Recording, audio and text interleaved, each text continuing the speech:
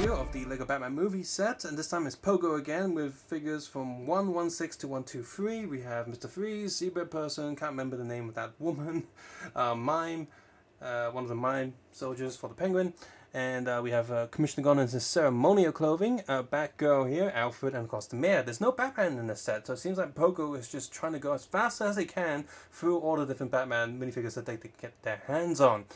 And so we've got a bunch of dynamite, some claws, some radios there for accessories, and Batgirl here has a golden batarang. All of them have a spare hand in the packet, as well as the standard minifigure stand that you get here with all the Pogo stuff, a 3x4 plate with a 1x4 stud line going through the middle.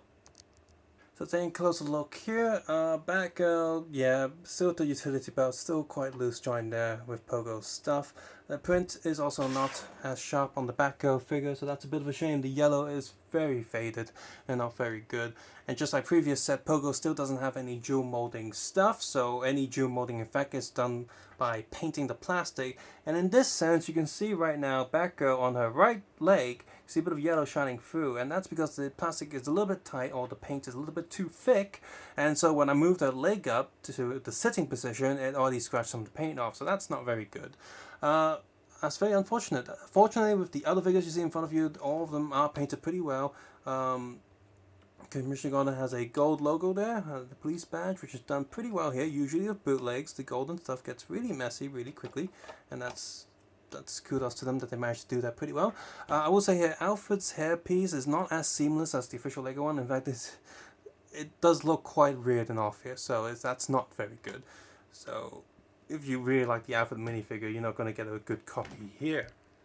Batgirl's headpiece is done just like the official one, with the little peg on the back that you can peg the hair on, and does stay on pretty well, so that's okay. And close look at the faces, they're all printed pretty accurately, but once again, the Batgirl paint is way too thin and she just looks way too dark with the purple colouring shining through. And there is side print on Batgirl, but nothing too special there. Turning it around, they have dual-sided faces when appropriate. Alfred does not. So yeah, and for some reason she's got a silver spot on top of her head, and that's annoying.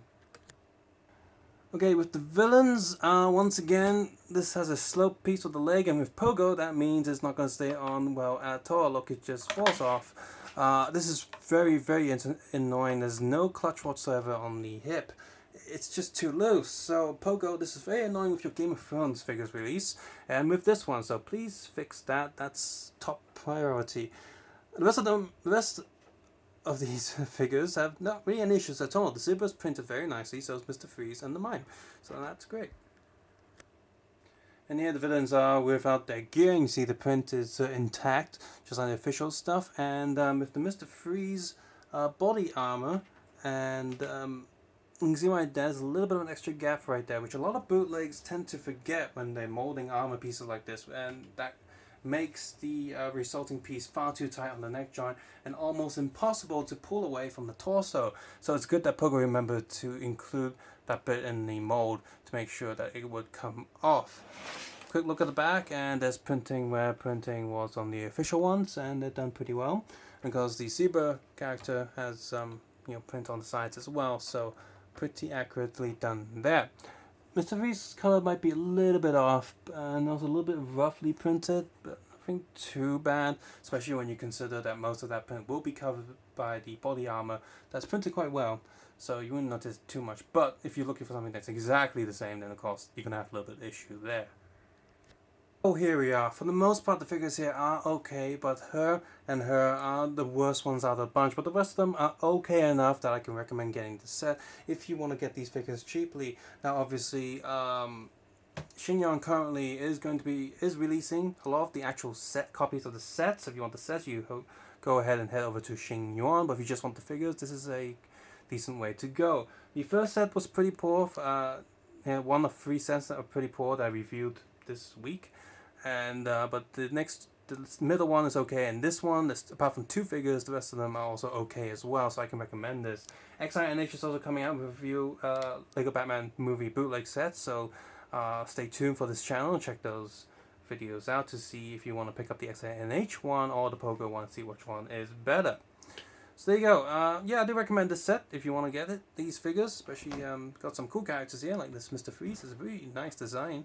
And of course, Alfred is important. And Commissioner Gordon's also printed very nicely. Hopefully you won't get a dud when you get yours. So yeah, subscribe, suggestion card below. And of course, take care and have a nice day. Bye-bye. So hey, if you like this video, please consider clicking the like button, sharing it with people, and watching some of the other videos and maybe other bootlegs you might be interested in. For example, they're doing Lord of the Rings bootlegs now, and then more Harry Potter bootlegs now, as well as stuff that LEGO don't release themselves, like Game of Thrones. So if you want to check out a cheap way to get LEGO-ish figures of those characters, you can see if they're good or not by heading over to my channel and checking those videos out.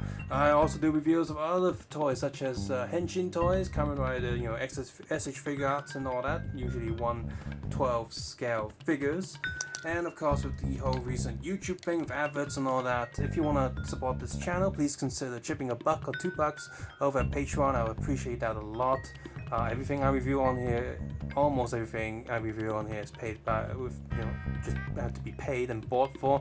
So if I don't get enough ad revenue from YouTube, I'm gonna have to cut down on the videos, and I will keep doing that with my full-time job and all that. But I just have to do less videos. So if you don't want that to happen, please consider supporting this channel if you can, or watch more videos with ad block turned off.